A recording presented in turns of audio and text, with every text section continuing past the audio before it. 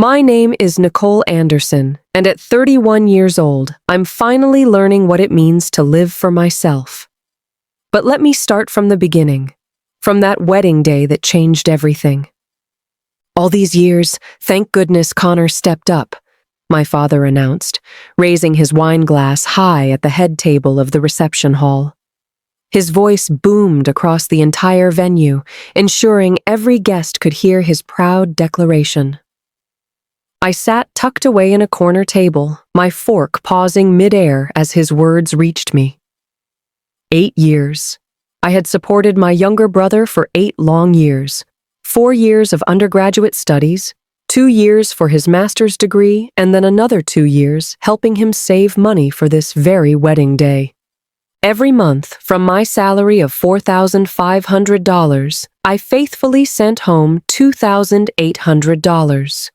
The remaining $1,700 barely covered my modest existence in a cramped studio apartment across town. It was enough to keep me alive, nothing more, nothing less. "Come on, everyone, let's raise a toast to Connor," Dad continued, his face flushed with pride and perhaps a touch too much champagne. The relatives surrounding the main tables eagerly lifted their glasses, their laughter and congratulations filling every corner of the elegant ballroom. The sound washed over me like a wave, but somehow I felt completely invisible, as if I were watching this celebration from behind thick glass. Nobody looked my way, nobody acknowledged the person who had made this moment possible. My new sister-in-law, Stephanie, glided past my table, her designer wedding gown brushing against my chair. She didn't pause, didn't even glance down at me as she made her way toward the photographer for yet another round of pictures. Her diamond earrings caught the light as she moved, sparkling like tiny stars against her perfectly styled blonde hair. "Hey, sis!" Connor appeared beside my table, wine glass in hand, his tuxedo immaculate and his smile bright. "Did you bring the gift money?" I looked up at him, studying the face I had known for 26 years. The same green eyes we both inherited from our mother, the same stubborn jawline that ran in the Anderson family. This was the little boy I used to carry on my back to school, the teenager whose SAT prep courses I had paid for with my own college fund. "I brought it," I replied quietly. "How much?" His question was direct, almost businesslike. $7,000. His brow furrowed slightly, and I caught a flash of disappointment cross his features. "Just 7,000? I smiled, though it felt hollow. What he didn't know, what none of them knew, was that tucked safely in my purse was a small leather notebook. 8 years of meticulous record-keeping, documenting every single dollar I had given to this family, $335,000, recorded penny by penny, month by month. I remembered everything. My brother's expression grew more troubled as he processed my answer. "Nicole, what's your monthly salary again?" $4,500. "So you make over $50,000 a year, and you're only giving $7,000 for my wedding? That seems a little—" He trailed off, but his meaning was clear enough. I remained silent, focusing on cutting another piece of the rubber chicken they were serving as the main course. Beside him, Stephanie pursed her lips in that particular way that women do when they want to express disapproval without actually saying anything. Her voice, when she finally spoke, was pitched low, but loud enough for the neighboring tables to overhear every word. "Never mind, Connor. Don't make a big deal out of it," she said, with practiced sweetness. "Your sister has had it tough these past few years, still single at her age, living alone in that tiny rental apartment." I set down my fork and really looked at her for the first time that evening. 24 years old, fresh out of college just 1 year ago, with a bright future ahead of her. Around her neck hung a delicate Tiffany necklace that had definitely been a gift from my brother, and on her wrist was the latest Apple Watch, gleaming silver against her pale skin. "That's a beautiful watch, Stephanie," I commented, my voice carrying just a hint of genuine curiosity. She paused, momentarily caught off guard, then lifted her wrist to display the timepiece more prominently. Do you like it? Connor gave it to me for our 6-month anniversary. It cost $2,600. $2,600, I repeated slowly, letting the number hang in the air between us. Her smile widened, revealing perfectly straight white teeth that spoke of expensive orthodontic work. If you want one, I'm sure Connor could get you one for Christmas or your birthday. That's very thoughtful, but I don't need one, I replied, returning my attention to my plate. Connor took Stephanie's arm and guided her away from my table, but not before I overheard her whispered complaint. I just don't understand why she's being so stingy. It's your wedding day, for heaven's sake. Let it go, Steph. She's doing her best, Connor murmured back, though his tone suggested he wasn't entirely convinced of his own words. $7,000, though, that's just embarrassing. Their voices faded as they moved toward the dance floor, leaving me alone with my thoughts and my increasingly tasteless dinner. The beef was overcooked, the vegetables soggy, but I continued eating because I had paid for this meal through my years of sacrifice, even if nobody else saw it that way. Nicole, honey. My mother's voice interrupted my brooding as she settled into the chair beside me, her burgundy dress rustling against the fabric seat. Yes, Mom? $7,000 for your brother's wedding? Really? Her tone carried that familiar note of disappointment that had colored so many of our conversations over the years. Mom, that's what I can afford on my salary. Your salary is $4,500 a month, which means you make over $50,000 a year. You've been working for 9 years now, Nicole. Where has all that money gone? I carefully set down my water glass and turned to face her fully. Mom, for the past 9 years, I've been sending you $2,800 every month. That was to support your brother's education, she snapped back, as if this somehow negated the financial sacrifice I had made. I know that. Connor has made something of himself now. He has a good career, a beautiful wife, a bright future ahead of him. As his older sister, shouldn't you want to be more generous on his special day? I studied my mother's face, noting the lines that had deepened around her eyes over the past few years. At 56, she looked older than her age, worn down by the stress of raising 2 children on a modest income. But there was something else in her expression, something that had always been there when we talked about Connor. Pride, hope, unconditional love. Things I wasn't sure I had ever seen directed toward me.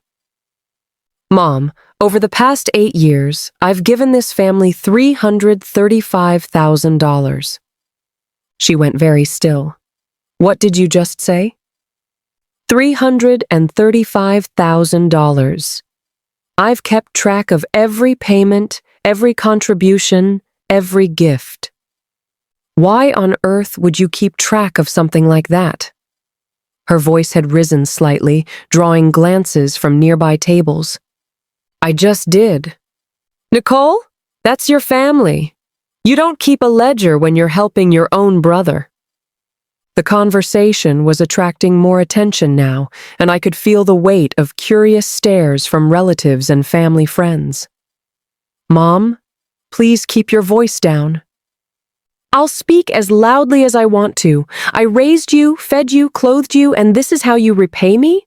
By treating your brother like some kind of business transaction? I stood up slowly, pushing my chair back from the table. I think I need some fresh air.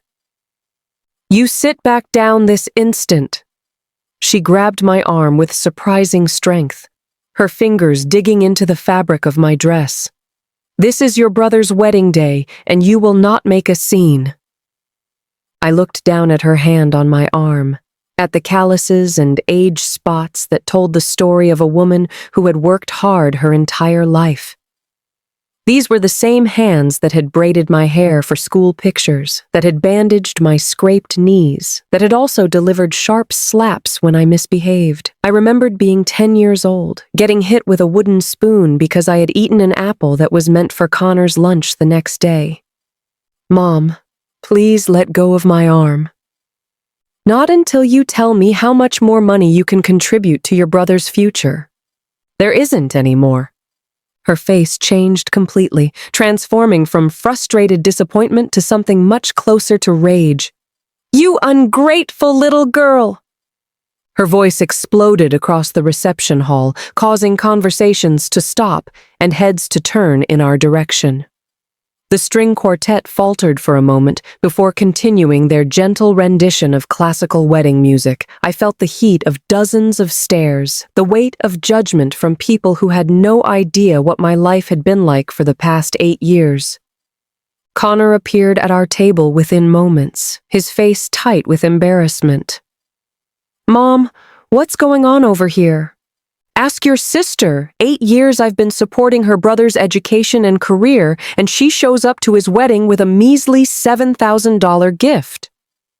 Connor's eyes met mine, and I saw something there that I had become all too familiar with over the years. Disappointment, disapproval, a kind of weary resignation that suggested this was just another example of Nicole failing to meet expectations. "Nicole, maybe you should step outside for a few minutes," he suggested, his voice carefully controlled. I nodded slowly. "I think that's a good idea." As I walked toward the exit, I heard my mother's voice carrying across the room behind me. "This is the daughter I raised. This is the gratitude I get after 31 years." I didn't turn around. I kept walking until I reached the lobby, then pushed through the heavy glass doors into the cool evening air. The parking lot was quiet, illuminated by tall streetlights that cast long shadows between the rows of cars. I stood there for a moment, breathing in the fresh air and trying to calm the rapid beating of my heart. Then I reached into my purse and pulled out my phone. I had been recording our conversation from the moment I sat down at that table. Every word, every accusation, every revelation about what my family really thought of my contributions. I also pulled out my small leather notebook, the one I had been keeping for 8 years. Every payment was documented there, along with dates and purposes. And finally, I checked my banking app, looking at the number that nobody in my family knew existed. $609,742.58. My brother would never know the truth.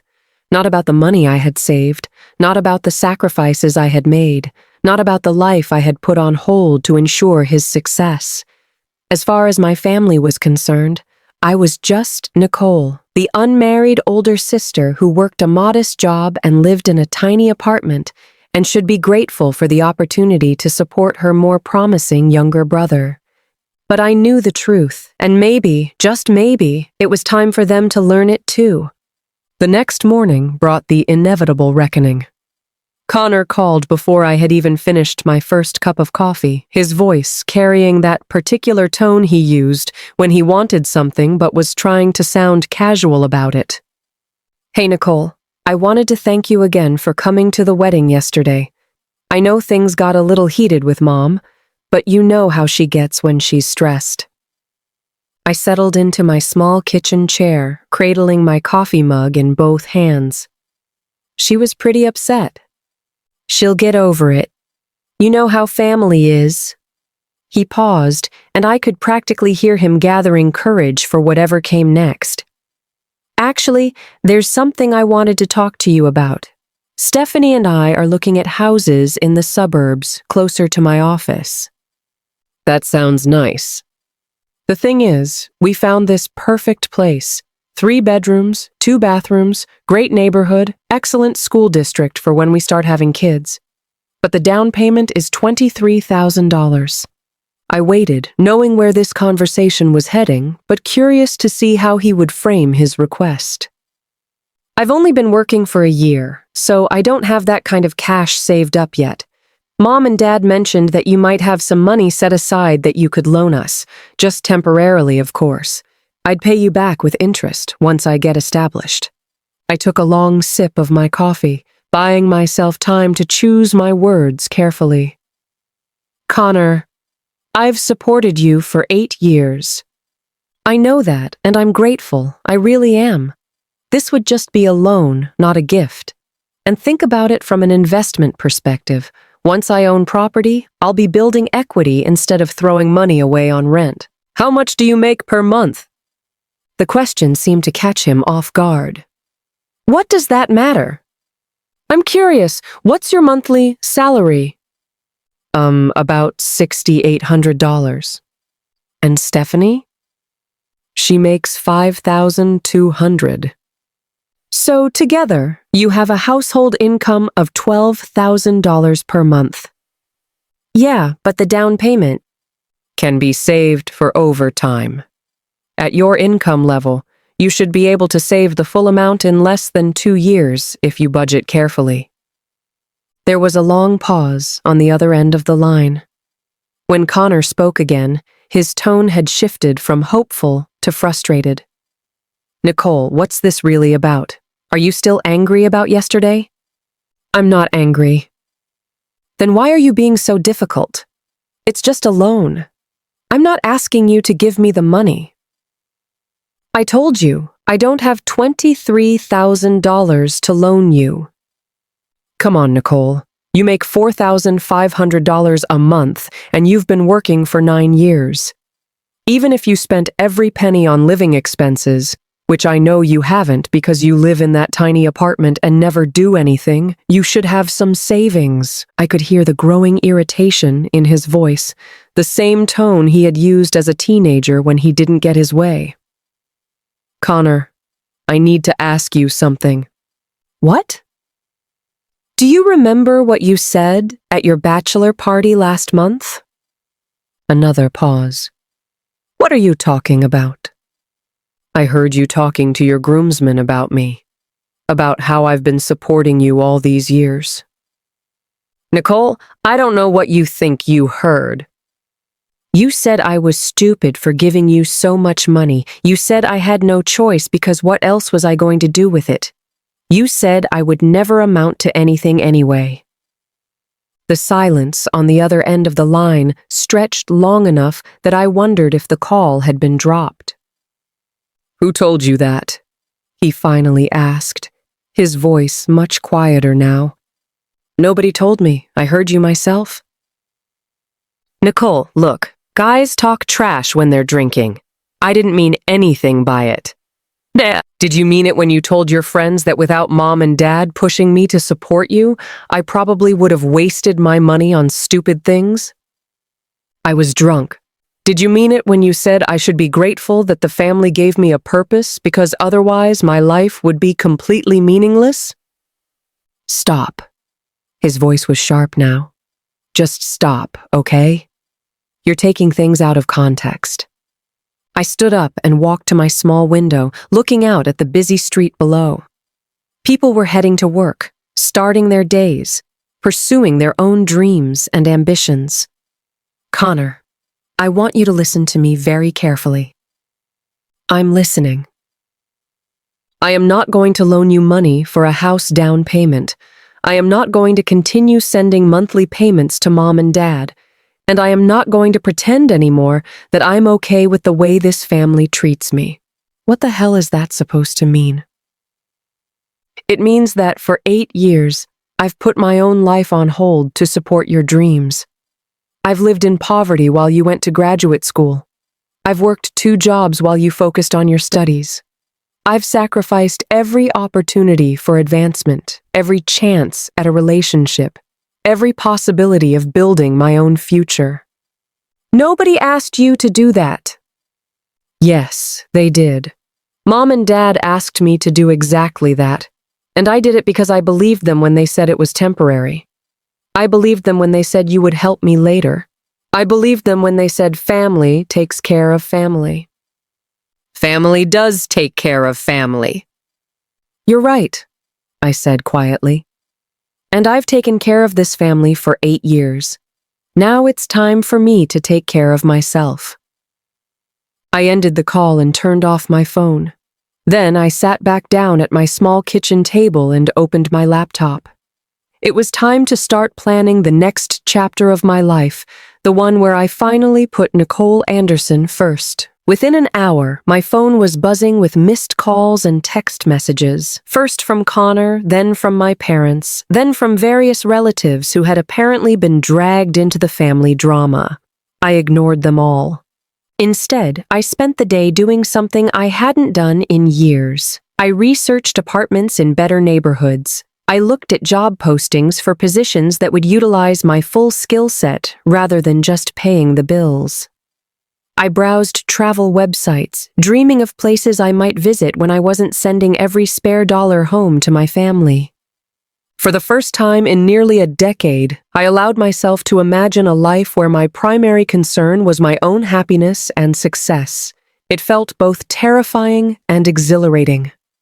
That evening, my mother showed up at my apartment building, pressing the intercom button repeatedly until I finally answered. "Nicole Marie Anderson, you open this door right now." I buzzed her up, knowing that avoiding this conversation would only make things worse. She appeared at my door 5 minutes later, her face flushed from climbing 3 flights of stairs and her purse clutched tightly against her chest like a shield. "What is this nonsense Connor is telling me about you refusing to help with the house?" "It's not nonsense, Mom. I told him I can't loan them money for a down payment." "Can't or won't." She pushed past me into my small studio apartment, her eyes immediately scanning the space with the practiced efficiency of someone looking for evidence to support a preconceived conclusion. "This place must cost you, what, $800 a month? $900 at most?" She gestured dismissively at my second-hand furniture and minimal belongings. "You're telling me that on a $4,500 salary, living like a college student, you don't have $23,000 saved up?" "Mom, I've been sending you $2,800 every month for 8 years. For your brother's education." "I know what it was for." "Then you know it was money well spent. Look how successful he's become." I walked to my small kitchenette and poured myself a glass of water, mainly to have something to do with my hands. "Mom, can I ask you something?" "What?" "That house Dad bought 3 years ago, the one in the suburbs with the big backyard. Where did the down payment money come from?" Her expression shifted almost imperceptibly, a brief flicker of something that might have been guilt or discomfort crossing her features. "What do you mean?" "I mean, I remember writing a check for $17,000 when you said the family needed help with a housing situation. I remember being told it was temporary, just to help with some unexpected expenses." "That money went toward family expenses?" "Mom, whose name is on the deed to that house?" She was quiet for a long moment, her eyes focused on something just past my shoulder. "Connor's." "When was it transferred to his name?" "Nicole, what does this matter? The house is for the family." "When, Mom?" "Last year. We transferred it last year so he could use it as collateral for better loan terms when he and Stephanie get their new place." I nodded slowly, feeling a familiar tightness in my chest that I had learned to associate with family conversations. "So the house that I helped buy is now in Connor's name, and he wants to use it as collateral to buy another house that I'm supposed to help fund. You make it sound so calculating." "Isn't it?" My mother's face flushed red, and she set her purse down on my small table with enough force to rattle the surface. "Nicole Marie, I am sick and tired of this attitude. You are part of this family, whether you like it or not. When one of us succeeds, we all succeed. When one of us needs help, we all help. And when one of us sacrifices everything, everybody else benefits." "Don't be so dramatic." "Mom, I want to show you something." I walked to my closet and pulled out a manila folder from the top shelf. Inside were bank statements, receipts, and detailed records going back 8 years. I spread them out on my small table like pieces of evidence in a trial. This is every payment I've made to support Connor's education and this family's expenses. Tuition payments, living expenses, emergency funds, house down payment, car repairs, medical bills, everything. She glanced at the papers but didn't really look at them. Nicole, why are you keeping track of all this? Because I wanted to know exactly how much of my life I was giving away. I pointed to a summary sheet I had prepared. Total amount, $335,153. My mother went very still. That can't be right. It's exact to the penny. Nicole, even if that number is correct, which I doubt, it's correct. You gave that money willingly. Nobody forced you.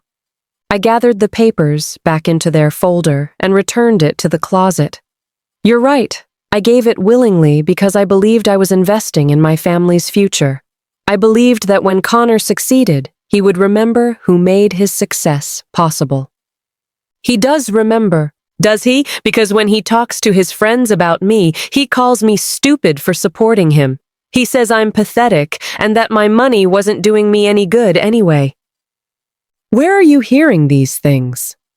I pulled out my phone and played the recording I had made at Connor's bachelor party. My mother's face went pale as she heard her son's voice describing me as a fool who had wasted her life supporting someone who would never appreciate her sacrifice. When the recording ended, she sat down heavily in my only chair. Nicole, those were just careless words.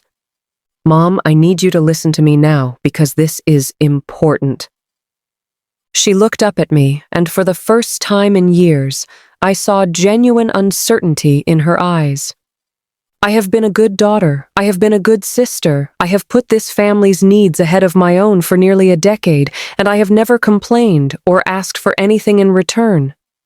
You have?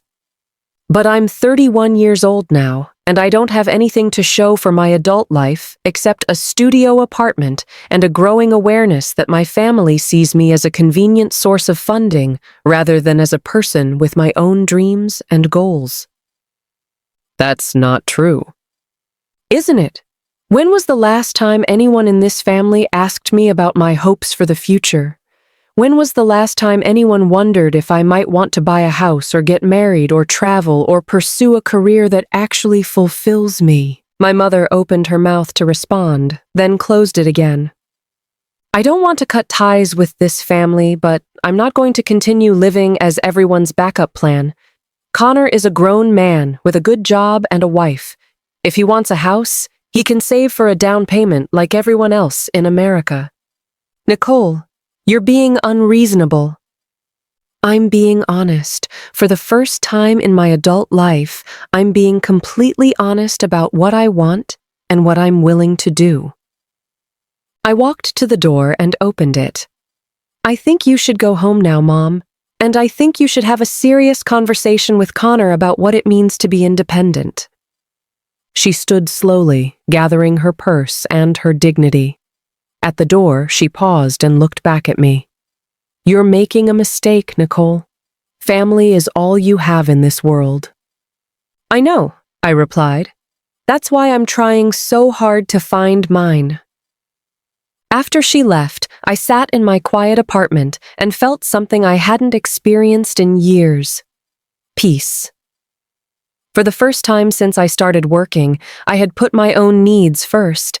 It felt strange and a little scary, but also incredibly liberating. I opened my laptop and continued researching apartments in better neighborhoods.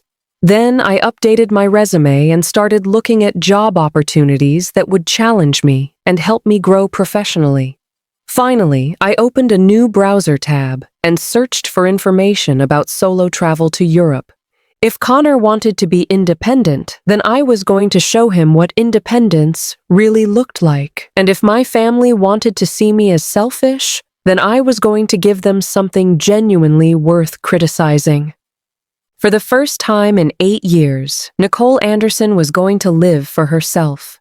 The confrontation I had been dreading came 2 weeks later, orchestrated with the kind of family manipulation that would have made me cave in the past.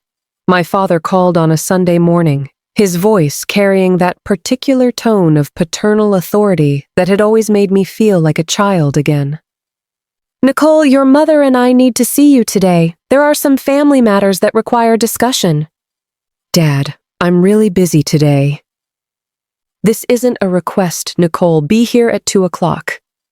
He hung up before I could respond, leaving me staring at my phone and feeling that familiar knot of anxiety in my stomach.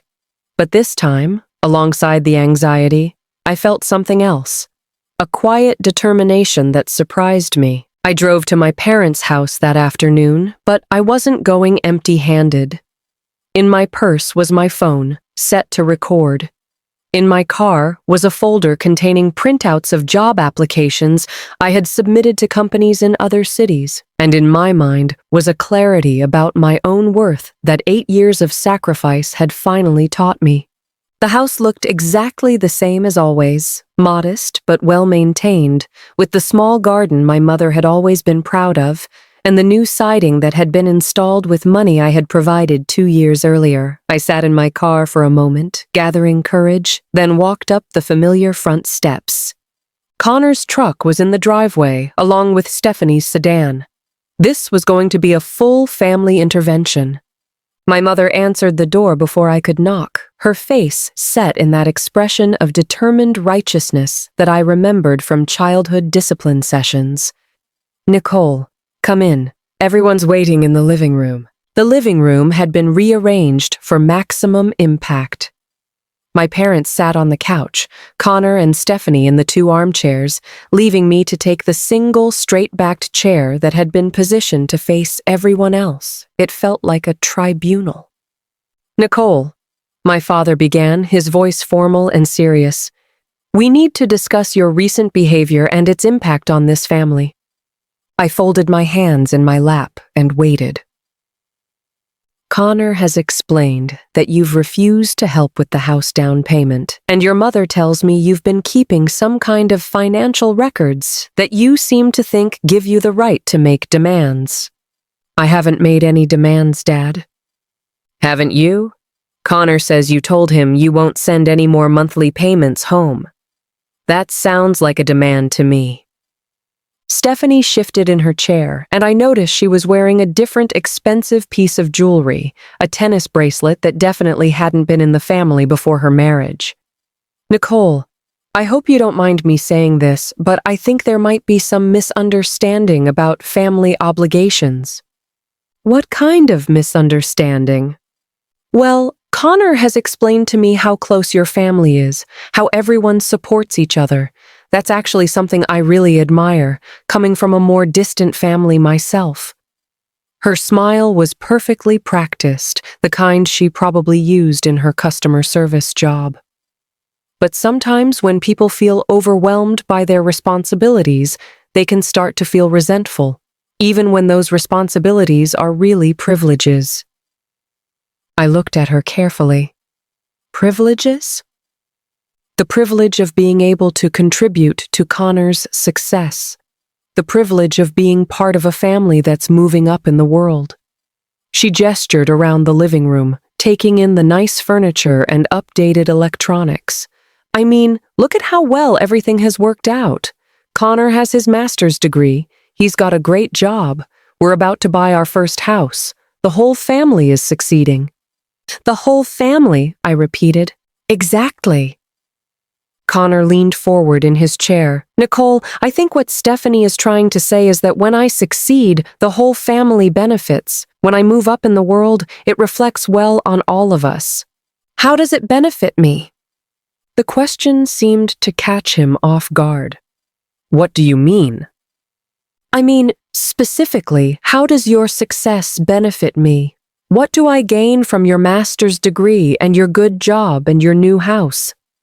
"You gain the satisfaction of knowing you helped." "What else?" What do you mean, what else? I mean, what tangible benefit do I receive? What return on my investment of $335,000? The room went very quiet. I could hear the tick of my mother's antique clock and the distant sound of traffic from the street outside. My father cleared his throat. Nicole, you're talking about family like it's a business transaction. Isn't it?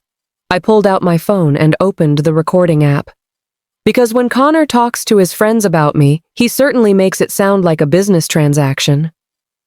What are you doing? Connor's voice was sharp. I want everyone to hear how you really feel about my contribution to your success. I pressed play. Connor's voice filled the room, captured clearly from his bachelor party. My sister Nicole is such a sucker.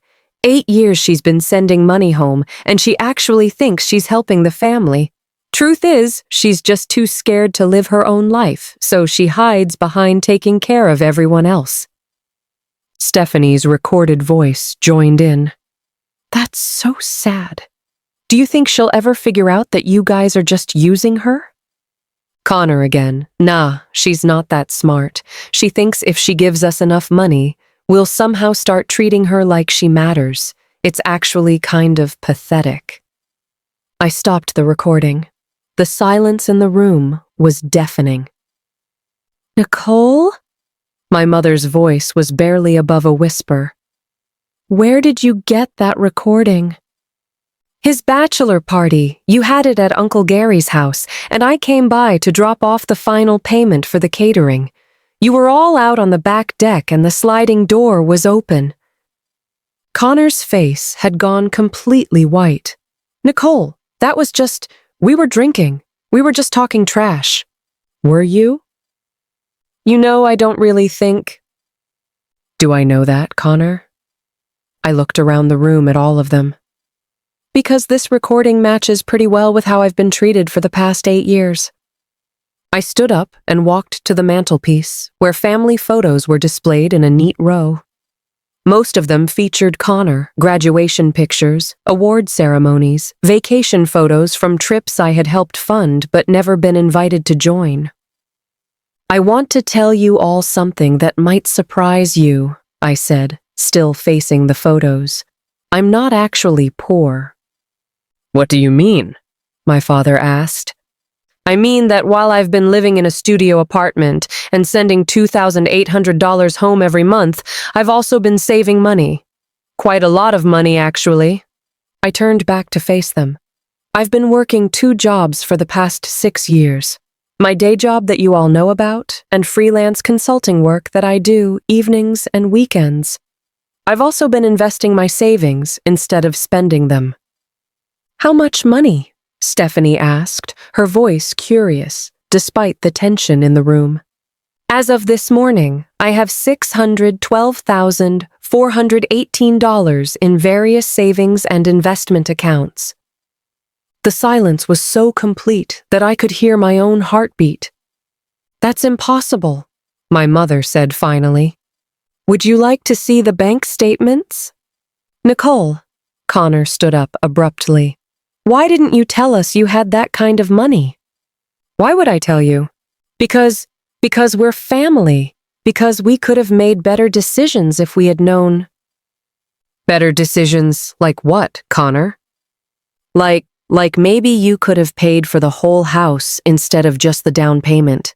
Like maybe you could have covered more of my education costs so I wouldn't have had to take out student loans. I stared at him. You want me to have given you more money? Well, yeah, if you had $600,000 sitting around, why were you acting like $2,800 a month was some huge sacrifice? Because it was a huge sacrifice. Because I earned that money by working 16-hour days and living on ramen noodles and never buying myself anything I didn't absolutely need.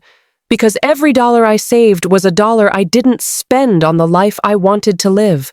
But you weren't living any kind of life anyway, Stephanie interjected. I mean, no offense, but what were you going to do with $600,000? You're 31 and single. You don't have kids. You don't even have hobbies, as far as I can tell. Stop! My voice was sharper than I had intended. Just stop talking. She looked startled, and I realized that in all the years they had known me, none of them had ever heard me raise my voice. Stephanie, you've been married to my brother for exactly 6 months. You've known this family for 2 years. You have no idea what my life has been like, or what I've sacrificed, or what dreams I've put on hold. I turned to Connor. And you just asked me why I didn't give you even more money than the $335,000 I already gave you. Do you understand how that sounds? I didn't mean... You meant exactly what you said. You're upset that I held back resources that could have made your life easier, regardless of what it cost me. I looked at my parents. And you two raised me to believe that my value to this family was measured entirely by my willingness to sacrifice my own interests for Connor's benefit. Nicole, that's not true, my mother began. Isn't it? When I was 18 and got into state university, you convinced me to go to community college instead so the money could go toward Connor's SAT prep classes. When I was 23 and had a chance to take a promotion that required moving to another city, you convinced me to stay local so I could continue supporting Connor through graduate school. When I was 28 and started dating someone seriously, you told me I was being selfish for spending time and money on a relationship when Connor was still getting established. The memories came flooding back as I spoke, each one a small wound that had never quite healed. Every major decision in my adult life has been made based on what would be best for Connor's future, and now that he's successful and established, you're all upset that I might want to start making decisions based on what's best for my future. My father stood up, his face flushed with anger. Nicole, you're being incredibly selfish. After everything this family has done for you. What has this family done for me, Dad? Specifically, what have you done for me lately? We raised you, we fed you, we clothed you, until I was 18, just like you did for Connor. We gave you a home to come back to. A home where I'm expected to hand over more than half my income and ask for nothing in return. We gave you purpose. You gave me Connor's bills to pay. The argument was spiraling into something uglier than I had anticipated, but I also felt a strange sense of relief. For the first time in my adult life, I was saying exactly what I thought, without worrying about how it would affect everyone else's feelings. I want you all to understand something, I said, returning to my chair and sitting down deliberately. I don't regret supporting Connor's education. I'm proud of what he's accomplished, and I'm glad I could be part of making it happen. Then why are you being so difficult about the house? Stephanie started. Because Connor is no longer a struggling student. He's a successful adult with a good income and a wife who also has a good income. He doesn't need me to fund his lifestyle anymore. It's just a loan, Connor protested. No, it's not, because based on this family's track record, any money I loan will become money I gave. Just like the house down payment that was supposed to be temporary became a permanent transfer of property to Connor's name. My mother's face crumpled. Nicole, you're talking about your family like we're strangers trying to cheat you. Aren't you? How can you say that? Mom, answer me honestly. If I got married tomorrow and moved to another state, would this family stay in touch with me if I couldn't send money home? She opened her mouth to respond, then closed it again. If I had a financial emergency and needed help, would any of you contribute to my recovery the way I've contributed to Connor's success? More silence. If I decided to go back to school, or start a business, or buy a house of my own, would anyone in this family offer to help me the way you've expected me to help Connor? That's different, my father said. How is it different? Connor is... He stopped himself. Connor is what, Dad? Connor is the one with the most potential for success. I nodded slowly. There it is. What? The truth. Connor's dreams matter because he's a man, and he might achieve something important. My dreams don't matter because I'm just supposed to support other people's achievements. That's not what I said. It's exactly what you said. I gathered my purse and stood up. I want you all to know that I'm proud of the woman I've become despite the limitations this family has placed on me. I've built a successful career, I've saved a substantial amount of money, and I've maintained my integrity even when it would have been easier to become bitter about the sacrifices I was expected to make. I looked around the room one more time, memorizing their faces. But I'm 31 years old now, and I'm ready to start living for myself.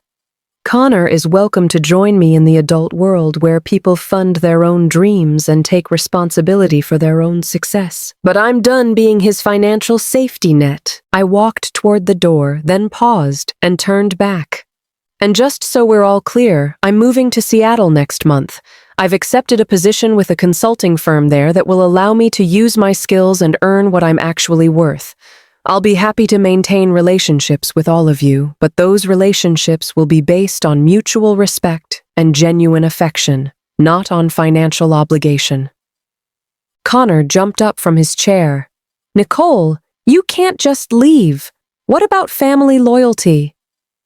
I looked at him for a long moment, seeing both the little boy I had once carried on my shoulders and the adult man who had called me pathetic behind my back.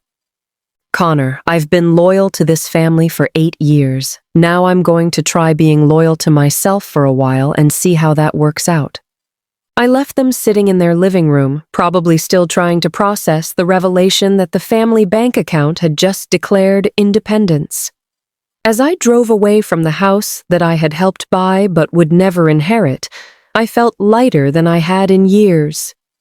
For the first time since I graduated from college, Nicole Anderson was free to discover who she might become when nobody else's dreams were more important than her own. 6 months later, I was settled in my new life in Seattle, working for a consulting firm that appreciated my analytical skills and strategic thinking. My salary had nearly doubled, and I was using my savings to invest in a small condo with a view of Puget Sound.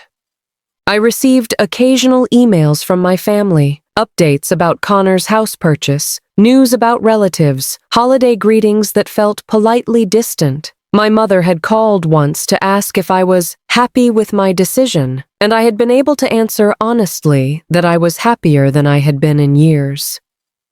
Connor never did buy the house he had wanted. According to my mother's cautious updates, he and Stephanie had moved into the basement of the family home while they saved up for a more modest down payment. Apparently, without my monthly contributions, the household budget had required some significant adjustments. I felt a brief pang of sympathy when I heard this news, but it was quickly replaced by something that felt surprisingly like pride. They were learning to be self-sufficient, just as I had learned to prioritize my own needs. It was a difficult lesson, but ultimately a valuable one. On a sunny Saturday morning in my new city, I sat in my favorite coffee shop with a novel I had been wanting to read for years. Through the window, I could see people walking their dogs, families heading to the farmer's market, couples holding hands as they explored the neighborhood. For the first time in my adult life, I was one of those people simply enjoying their weekend instead of working a second job, or calculating how much money I needed to send home, or worrying about someone else's financial emergency. My phone buzzed with a text message from my friend Madison, the one who had helped me through the difficult transition period. "Lunch this afternoon? I want to hear about your date last night." I smiled and typed back, "Absolutely, I have so much to tell you." I had started dating again, cautiously at first, but with growing confidence as I remembered what it felt like to put my own happiness first. The man I had dinner with was a teacher who shared my love of books and hiking, and who seemed genuinely interested in my thoughts about everything from local politics to travel destinations. As I gathered my things to leave the coffee shop, I caught my reflection in the window and was surprised by what I saw. The woman looking back at me appeared younger than 32, with bright eyes and a genuine smile. She looked like someone who had interesting stories to tell and exciting plans for the future. She looked like someone I was proud to be. Walking home through my new neighborhood, I thought about the girl I had been at 18, full of dreams and ambitions that had gradually been redirected toward supporting someone else's vision of success. I thought about the woman I had become at 31, financially secure but emotionally exhausted from years of putting myself last.